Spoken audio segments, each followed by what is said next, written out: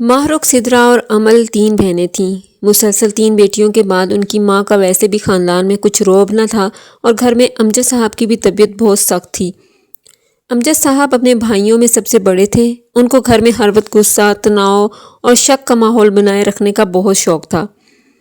ماہ رخ اور سدرا چونکہ بڑی تھیں تو امی کے کافی قریب تھیں اور ابو کی عادتوں کو چپ چاپ برداشت کرتی تھیں، جبکہ امل تھوڑی باغی ہوتی جا رہی تھی۔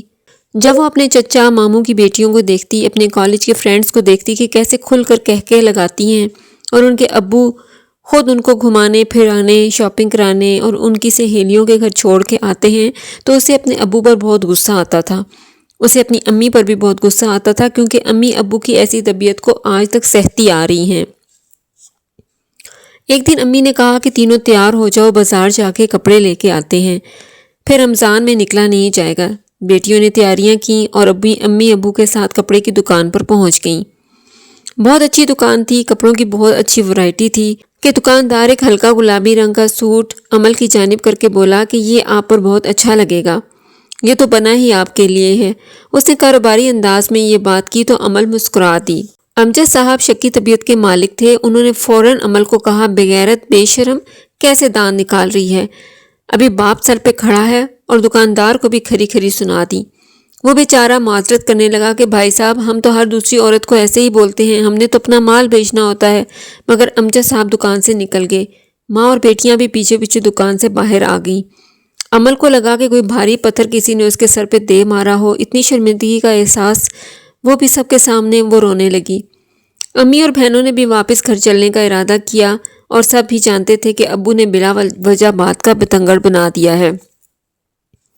گھر جا کے بھی امل بہت روئی اور سوچنے لگی کہ ہم بہنیں ہر وقت گھر میں ہوتی ہیں، سیدھا کالج جاتی ہیں اور واپس آتی ہیں، نہ کوئی سہیلی، نہ گھومنا پھرنا، نہ کوئی پارٹی، نہ کوئی پکنک، نہ محلے داری، پھر بھی ابو کی نظر میں ہم بے غیرت اور آوارہ ہیں۔ سوچ سوچ کر وہ روتی رہی۔ امی اور ماہ رخ سدرا نے بہت سمجھایا کہ چھوڑو، ابو کی عادت ہی ایسی ہے، مگر امل کا دل مزید باغی ہو گیا۔ کچھ دن کے بعد زندگی روٹین پہ آ گئی۔ پھر خالہ کی بڑی بیٹی کی شادی تھی۔ سب نے مہندی پہ جانا بھی ضرور تھا، چونکہ فیملی فنکشن تھا تو امی ابو نے بھی جانا تھا۔ مہندی کے فنکشن میں سب لڑکیاں مل کر لڈی ڈال رہی تھیں۔ ماہ رخ سدرا اور امل جب وہاں پہنچی تو امل کی ہم عمر کزن خالہ کی بیٹی نے اسے زبردستی لڈی والے گروپ میں گھسیٹ دیا اور کہا کہ چلو آؤ ہمارے ساتھ لڈی ڈالو۔ امن کو کہاں لڈی ڈالنے آتی تھی، مگر وہ کھڑی ہو گئی اور ان کا ساتھ دینے کے لیے تالیاں بجا کے اس سرکل میں گھومنے لگی۔ اسی لمحے ابو کھڑے ہو گئے اور کہا کہ بھائی جلدی جانا ہے، اب کل ہی بارات میں آئیں گے۔ سب نے بہت کہا کہ ابھی تو آپ لوگ آئے ہیں، کھانا بھی نہیں کھایا، ابھی تو بچیوں نے فنکشن بھی نہیں انجوائے کیا، ابھی تو مہندی بھی نہیں لگائی اور نہ ہی گانا بجانا شروع ہوا ہے۔ پر ابو کی ایک ہی ضد تھی کہ نہیں، ہم تو بس حاضری دینے آئے تھے، حاضری ہو گئی، اب چلو۔ امی اور بیٹیاں سب رونے والی ہو گئیں۔ سب گاڑی میں بیٹھے، ابو نے گاڑی سٹارٹ کی اور پھٹ پڑے۔ پتہ نہیں کہاں سے یہ آ گئی ہیں، یہ کنجروں والے شوق اس کو کہاں سے پیدا ہو گئے ہیں، کوئی شرم کوئی لحاظ ہی نہیں اس کو۔ ابھی میں وہاں نہ بیٹھا ہوتا تو یہ ناچ ناچ کے سب کو پیچھے چھوڑ دیتی، بے غیرت اولاد۔ پھر امی کی طرف مخاطب ہو کر بولے کہ میری ہی اولاد ہے نا یہ۔ امی کی حالت غیر ہو گئی، روتے ہوئے بولی کہ کچھ تو بچیوں کا لحاظ کریں۔ امل کا دل چاہا کہ چلتی گاڑی سے چھلانگ لگا دے۔ گھر پہنچے تو سب اپنے اپنے کمروں میں چلی گئیں۔ تینوں بیٹیاں بہت دکھی تھیں۔ ابو آخر کب تک ایسے ہمارا تماشا بناتے رہیں گے؟ ماہ رخ کے رشتے کے لیے کچھ لوگ آ رہے تھے۔ ماہ رخ بھی کافی خوش تھی، امی بھی پرجوش تھیں کہ سب کام اچھے سے ہو جائے۔ لڑکا اچھی جاب پر تھا، فیملی بھی بہت اچھی تھی۔ امل اور سدرا بھی گھر کے کاموں میں امی کا ہاتھ بٹا رہی تھیں۔ شام کو لڑکے والے گھر آئے، امی ابو اچھی طرح سے ملے، چائے سرو کی، ماہ رخ آئی اور وہ لوگ ماہ رخ پہ فدا ہو گئے۔ امل اور سدرا بھی خوش تھیں۔ لڑکے کا چھوٹا بھائی جو میٹرک میں تھا وہ بھی ساتھ آیا ہوا تھا۔ باتوں باتوں میں لڑکے کی ماں نے کہا کہ میرا بیٹا انگلش میں کافی کمزور ہے، اس کو ٹیوشن کی ضرورت ہے۔ تو امل بولی، آنٹی سدرا کی انگلش بہت اچھی ہے، یہ اس کو ٹیوشن پڑھا دیا کرے گی۔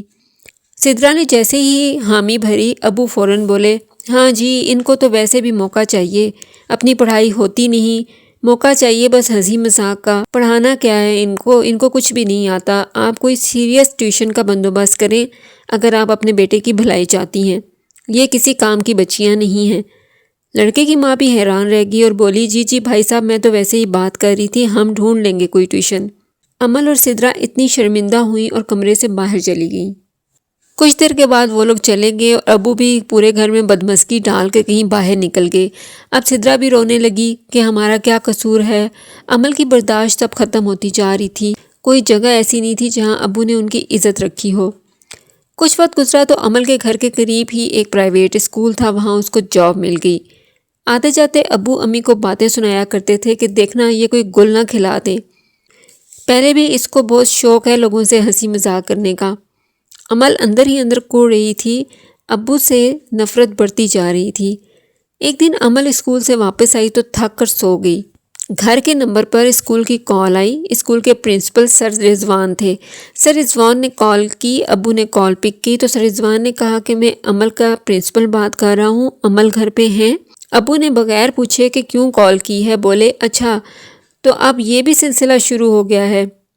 وہ تو ہے ہی بغیرت، اس کو تو کسی کی عزت کا خیال ہی نہیں ہے، آپ بھی کچھ خیال کریں۔ ابھی وہ گھر آئی ہے اور آپ نے کالز شروع کر دی ہیں۔ امل پیچھے کھڑی سن رہی تھی کہ یہ ابو کیا باتیں کر رہے ہیں۔ ابو نے غصے سے کہا دفع ہو جاؤ یہاں سے بغیرت، گھر کا نمبر غیر مردوں کو دیتے ہوئے تمہیں شرم نہیں آتی؟ سر رضوان یہ باتیں سن رہے تھے اور گھبرا کے بولے کہ انکل امل اپنا والٹ اسکول چھوڑ گئی ہے، میں یہی بتانے کے لیے کال کی تھی۔ امل کا سر درد سے پھٹنے لگا اور اسے لگا کہ اس کا دم گھٹ جائے گا۔ وہ اپنے کمرے میں چلی گئی اور اپنی بے عزتی کا ماتم کرنے لگی۔ یہ سوچنے لگی کہ کس منہ سے اسکول جائے، کیا سوچیں گے سر کہ کس ماحول سے یہ آتی ہے۔ امل اب پوری طرح سے اپنے ابو کی باغی ہو چکی تھی، اسے اپنے ابو سے نفرت تھی۔ پھر اس نے ایک فیصلہ کیا اور صبح روٹین کے مطابق اسکول پڑھانے چلی گئی۔ وہاں جا کے اس نے اپنے شہر کے ایک مشہور ماڈلنگ ایجنسی سے رابطہ کیا، اپنی پکس شیئر کی اور پھر گھر آ گئی۔ وہ خوش شکل اور اچھی شخصیت کی حامل تھی، اسے جلد ہی ماڈلنگ کی آفرز ہونے لگیں۔ اس نے اسکول سے ریزائن دے دیا اور گھر میں یہ بتا کے جاتی کہ وہ اسکول جا رہی ہے اور وہاں سے وہ ماڈلنگ کے لیے اور فوٹو شوٹ کے لیے چلی جاتی۔ ایک دن اس کی پکس ایک مشہور میگزین میں چھپی اور سارے خاندان اور پورے محلے میں یہ بات جنگل کی آگ کی طرح پھیل گئی کہ امجد صاحب کی بیٹی تو ماڈل بن گئی ہے۔ ابو کے غصے کا کوئی ٹھکانہ نہیں تھا، وہ گھر میں امی، معروق اور سدرا کو ذلیل کر رہے تھے کہ اس لڑکی نے میری ناک کٹوا دی۔ امل گھر آئی تو ابو اس پر چڑھ دوڑے کہ تو نے تو ہماری عزت خاک میں ملا دی ہے۔ امل اطمینان سے بولی ابو میں تو پہلے بھی بغیرت تھی، آپ کو میری پیدائش پہ بھی شک تھا کہ میں واقعی آپ کی اولاد ہوں بھی یا نہیں؟ مجھ سے آپ کو ایسی ہی بغیرتی کی توقع تھی نا، تو اب کیوں آپ تڑپ رہے ہیں؟ یہ کہہ کے امل نے اپنا سامان اٹھایا اور گھر سے باہر نکل گئی۔